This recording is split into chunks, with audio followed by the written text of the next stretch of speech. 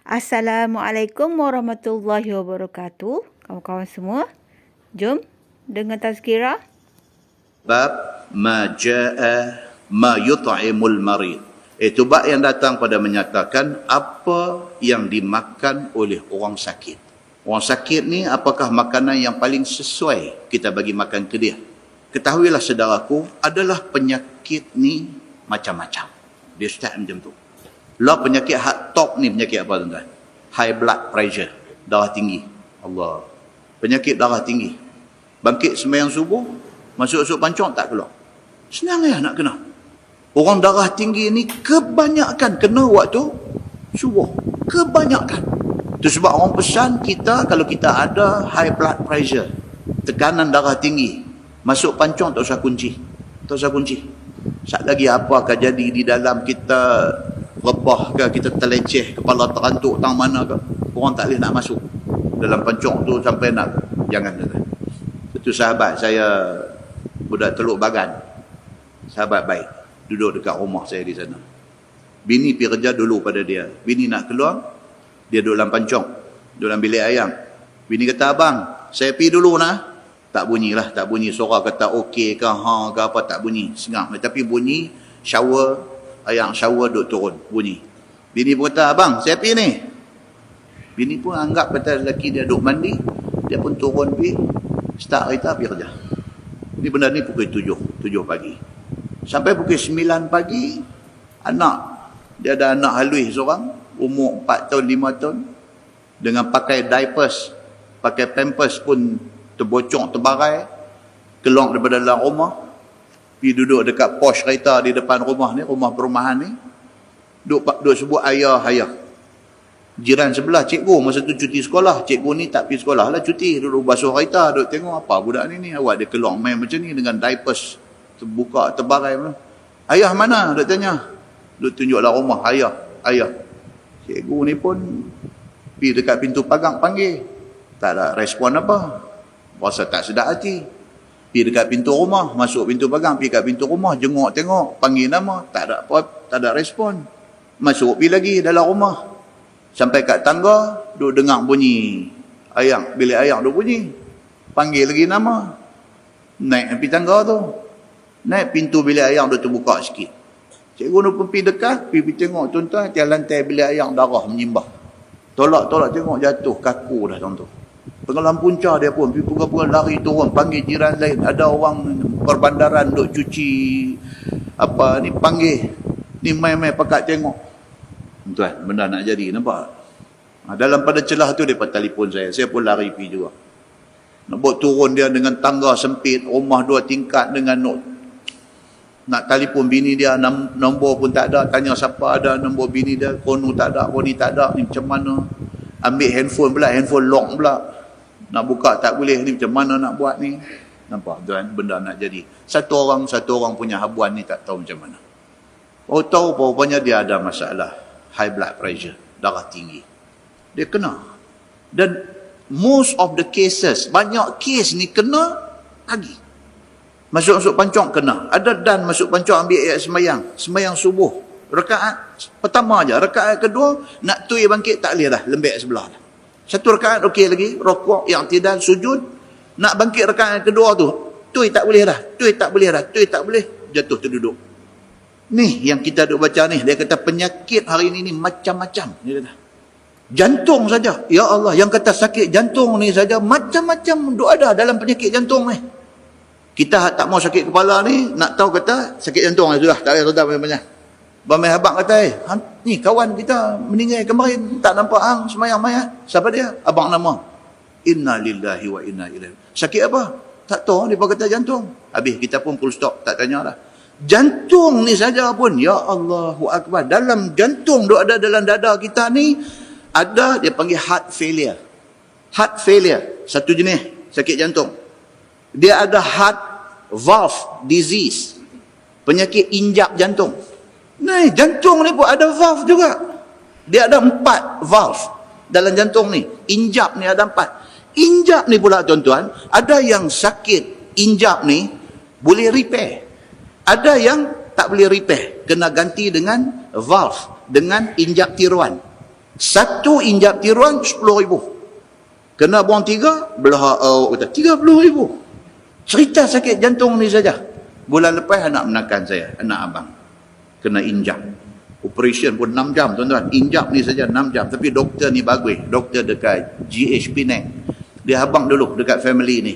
Dia kata, saya bagi tahu sebelum operation, dia kata valve ni, injap ni, dia kata saya tengok dulu macam mana. Tapi tak boleh tahu, melainkan potong dulu baru boleh tengok keadaan injap tu. Kalau boleh repair, dia kata dekat ayah budak ni, abang saya. Dia kata kalau boleh repair, saya try repair. Kalau tak boleh, kita kena tukang injap lain.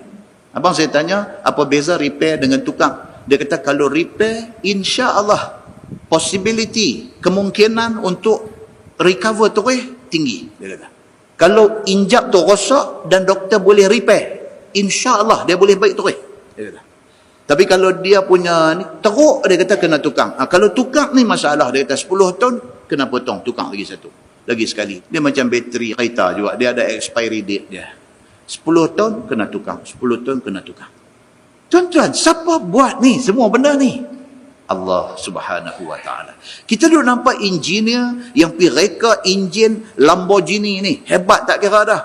Tuan-tuan, Allah lagi hebat pasal Allah boleh reka ni. Teknologi yang ada dalam badan manusia ni, Allah boleh reka sampai ke tahap yang macam tu. Sakit jantung ni juga dia ada heartbeat abnormal. Heartbeat kita punya ni, apa? Heartbeat ni apa? Degupan. Degupan jantung ni normal dia berapa kali degup seminit? Kalau normal 60 ke 100, yang tu normal. Dia tengok umur. Dalam seminit dia geduk. Kalau 60, 100, okey. Kurang pada 60 problem, lebih pada 100 problem. Tak pasal-pasal duk. Tu jangan tu balik tu saya dengar kuliah. Nanti semua sekali yang dibuat leceh lah masjid. Heartbeat jantung ni pun satu penyakit lagi dok ada. Dia punya rhythm dia tu jadi merapu. Dia jadi laju, dia jadi pelan. Pelan pun masalah, laju pun masalah. Jantung ni dia ada otot. Otot jantung tu satu part lagi yang boleh jadi masalah. Tuan-tuan, itu sebab ni Syekh Idris Al-Marbawi dia kata apa? Penyakit ni dia kata dia macam-macam. Dia ada, dia kata. Tu belum bercakap dengan penyakit baru. Penyakit baru apa dia? Penyakit kanser. Orang Indonesia kata kanker. Kanser ni, orang kita kampung kata barah dulu. Yang top di dalam kanser ni, yang ramai orang kena ni apa dia tuan-tuan? Breast cancer. Orang perempuan kena kanser payudara. Tahu? Dah stage 4. Dah peringkat ke-4. Tak boleh buat apa dah. Pasal apa? Pasal dia berakak. Dia berakak. Akak dia dah pergi dah satu badan. Dah sampai dekat liver. Dah sampai dekat pankreas. Dah macam tu dah pergi. Penyakit kanser ovari. Orang perempuan duk kena yang ni. Kanser rahim. Kanser paru-paru. Kanser paru-paru ni kajian kata 87% orang yang kena kanser paru-paru adalah smoker. 87% yang kena kanser paru-paru adalah smoker. Tapi dia kata ada 13% tak pernah hisap rokok pun kena kanser paru-paru. Dia kata penyakit tuan-tuan. Punya jaga kena juga. Kanser kolon. Tuan-tuan tahu kolon usus perut. Kanser. Ujung kolon tu, usus perut tu, dia rectum, dia panggil, tang tempat last tu, rectum. Kanser juga di situ pun. Yang paling menakutkan, kanser, macam doktor pula malam ni, kan? Saya suka baca, cerita-cerita macam ni, saja baca kita. Yang paling menakut apa? Tak sakit. Yang tu yang takut, tak sakit. Sahabat saya sama batch dengan saya masa di College Islam Kelang dulu. Dia daripada College Islam, dia pergi US, dia pergi buat engineering, dia balik mai, dia form satu company engineering, sampai jadi millionaire. Tiba-tiba, satu hari, buang air pagi, darah menitik. Tap, darah merah. Siapa ni? Tak sakit. Buah share ke apa ke, duk ingat macam-macam. Pergi jumpa Dr. Panadol kata apa? Oh, dia kata tak apa. Sakit dah, tak sakit. Dia bagi satu ubat antibiotik apa ke apa. Dia ni pun ambil balik makan-makan. Tak sakit, kira tak apalah. Dan kebetulan pula darah pun stop. Esok tengok tak ada, okey lah. Lepas seminggu, tak dia menitik pula. Ish, awak ni. Tapi oleh kerana kawan-kawan ada ramai-ramai, dia pun duk teks masuk tanya ni, aku kena macam ni, dalam kalangan kawan-kawan ni ada yang doktor, ada yang spesialis, ada yang apa. Dia kata ni cerita jangan melawak ni. Pergi dekat specialist center, buat thorough check up. Check 100%.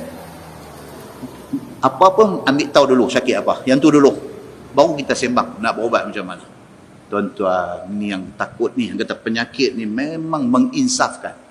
Pipi, satu thorough check up, buat A sampai Z, dia main result kata, cancer rectum. Ujung usus perut tu, tempat last najis nak keluar tu, di situ cancer dia.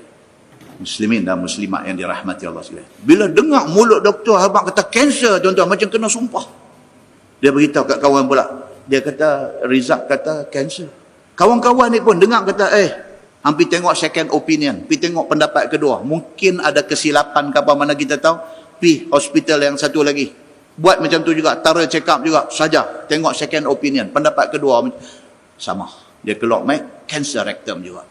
Daripada confirm tu, 3 bulan habis. Meninggal. Ni yang Syekh Idris Al-Marbawi kata, dan adalah penyakit ni macam-macam.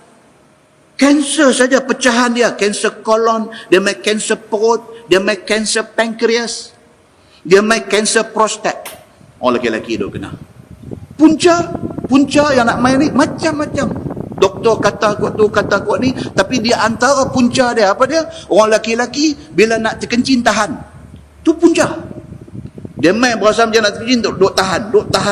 Dia rosak tempat tu. Muslimin dan muslimat yang dirahmati Allah sekalian.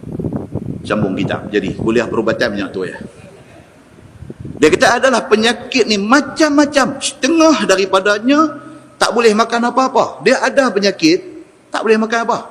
Dia tulis di ujung kepala katil tu, on diet. Dia tulis tu. Kita ni dia punya duk rembiang apa? Telung roti canai, telung 2 biji. Dia pula lagi. Roti canai sekepin, tapi pi rimbuk telung 2 biji dalam tu. Ni nak pergi tengok kawan sakit ni. Pasal apa? Pasal masa dia sihat, memang dia kalau pi kedai roti canai telung pesan. Telung rendah biji Bawa tengok dia kata, hampa mu buat benaya aku tak boleh makan apa ni lah ni kata. Tak boleh makan ni pula 2 macam. Sama ada dia tak dibenarkan makan, ataupun yang kedua dia pun dah tak lalu makan. 2. Dan setengah daripadanya boleh makan atas kadar. Dia kata ada, boleh makan tapi kontrol. 2 atas kata hospital ni duk bunyi pun duk bunyi gitu. Kawan main ziarah dia, main duk bisik ke dia ni, balik pulau Derian tengah duk jenuh lah ni. Abang pula kat hamba Allah sakit ni. Dia tak balik pulau start lah dia tanya. Allah, dia kata memang rancak tu. Rancak dia kata. Dia landung isu main sikit. Nak rasa juga. Dia kata aku bukan kata tak boleh makan. Boleh tapi atas kadar. Dia kata boleh. Dia kata takat-takat 2 ulai boleh kot. Dia kata ambo main tapi jangan bagi nampak kat depa. Dia kata. Yang kita sakit ni tuan-tuan. Tak sakit ni gelak terah lah. Kalau kita kena baru ada kan. Dia macam tu. Dan setengahnya pula dia kata ada makanan yang dipantangkan dan dilarang makan, dan ada makanan yang boleh dimakan. Ini satu macam punya penyakit pula. Hak ni tak boleh. Hak ni tak apa. Ni yang kata sakit ni. Maka dia kata di sini didatangkan oleh At-Tirmizi akan hadis yang menunjukkan atas Nabi SAW bagi makan kepada orang yang kurang sihat akan makanan yang ringan bagi perut. Apapun orang sakit ni, kita kena bagi sejenis makanan yang perut dia tak kena kerja kuat. Perut dia tak kena kerja kuat. Buat main kacang nganyin memang teruk dengan pepak, dengan nak lepas masuk, dengan dalam nak. Jangan. Bawa main makanan yang perut dia tak payah kerja kuat untuk nak hadamkan makanan itu, supaya tidak menambahkan penyakit itu ke atas badan dengan sebab makanan yang dia makan ni. Bagi makanan yang simple. Katanya dalam hadis, dia kata an Aisyah radhiyallahu anha qalat kana Rasulullah sallallahu alaihi wasallam idza akhadha ahlahu al-wa'ku amara bil hisa'i fasuni'a. Maksudnya diriwayatkan daripada satu isteri Nabi sallallahu alaihi wasallam, iaitu Aisyah radhiyallahu anha. Katanya adalah Nabi sallallahu alaihi wasallam apabila kena satu orang daripada keluarganya kurang sihat badan, maka disuruh Nabi sallallahu alaihi wasallam bagi makan kanji tepung, bubuk muai. Rupanya bubuk muai ni makanan yang disuruh oleh Nabi sallallahu alaihi wasallam makan. Bubuk muai. Kalau kita masak, pergi bagi dia makan tak sedap, pergi belilah McD bagi kat dia. Bubuk ayam McD. Ini Yahudi ni, tak boleh Yahudi. Yahudi apa-apa hang tak makan dah yang lain. Dia boleh makan yang ni saja. Dah. Bismillah bagi dia makan. Kan? Yang tu bodoh marah Yahudi lagi kan. Boleh. Lagu tu. Baik.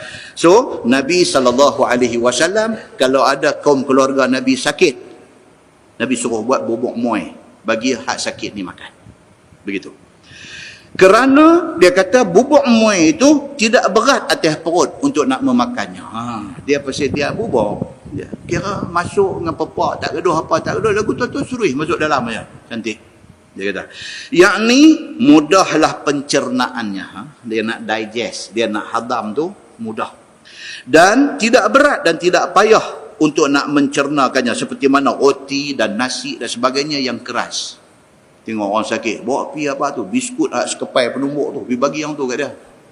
Duk gerit atas katil seperti bunyi krik krik krik dia bunyi. Satu hospital duk cari ni, bunyi apa ni? Krik krik. Apa? Dia panggil biskut apa tu, nak makan cekok pecah tu. Lepas tu kena dengan kopi apa, kira hujan-hujan rancak lah tu. Kan?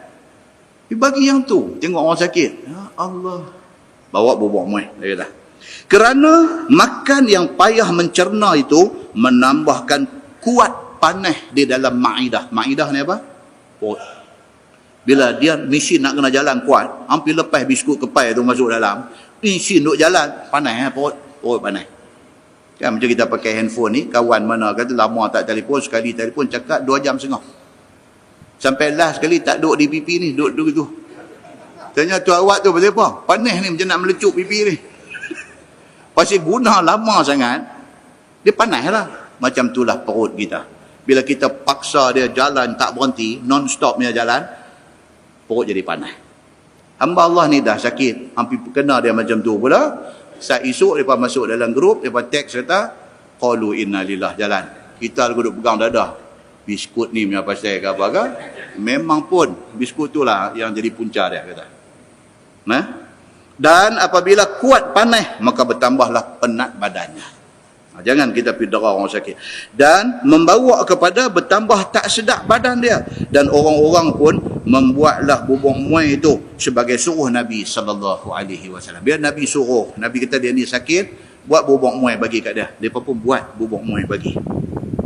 Summa amarahum fahasau minhu wa kana yaqul innahu la yartu fuad al-hazin wa yasru an fuad as-saqim kama tasru ihda kunna al-wasakh bil ma'i an wajhiha.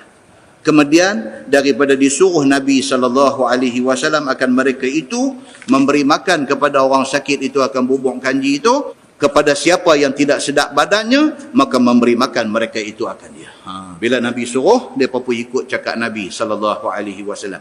Dan adalah Nabi SAW bersabda bahawasanya bubuk muai itu menguatkan hati orang yang duka cita dan dhaif badannya.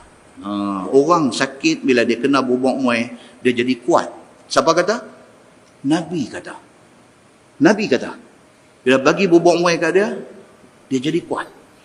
Dan telah berubahlah kesihatannya. Daripada tak larat. Dia orang sakit ni, dia tak larat pasal apa tuan-tuan? Pasal tak makan. Tak makan, dia tak mau minum, dia apa. Jadi tak larat. Jadi bila bagi, dia boleh makan sikit dan dia dapat energi dia. Dia dapat tenaga dia balik. Dan menghilang ia akan panas daripada hati yang sakit itu. Yang ini tidak menjadikan naik panas hati. Kerana lebih akan kemahuan dia. Jadi dia tak jadi marah. Bila main bubuk muai ni memang kena pula bubuk muai, McD. Lagi dia tak marah. Dia kata, ni hang mai lah tengok aku kerak sikit. Dia kata kat kawan ni. Kan? Macam tu. Dan kembali ia seperti adat biasanya, dihilang akan pandai hatinya. Seperti keadaannya seorang daripada sekalian kamu, wahai sekalian perempuan, menghilangkan cemar daripada muka dengan air. Nabi buat contoh perbandingan. Orang perempuan kan, muka tak boleh tak elok sikit. Bila tak elok sikit nak pergi basuh, nak bubuh balik. Mereka punya macam-macam bedak tu dalam beg. Beg tu, sekerat beg tu bedak kan. Yang kata orang perempuan ni. Tengok bawa ni kata, apa dia ni bawa pistol ke apa ke? Dah, buka ni habuh pipi saja pun 5 jenis. Masya Allah kan. Dia pun tak boleh. Muka kita ni lebih kurang pun tak tahu tu je. Tapi orang perempuan ni macam tu. Macam itulah Nabi kata, orang yang tak sihat ni bila dia kena bubuk muai, dia segang balik. Macam orang perempuan muka comot, dia pergi basuh cuci dan dia rasa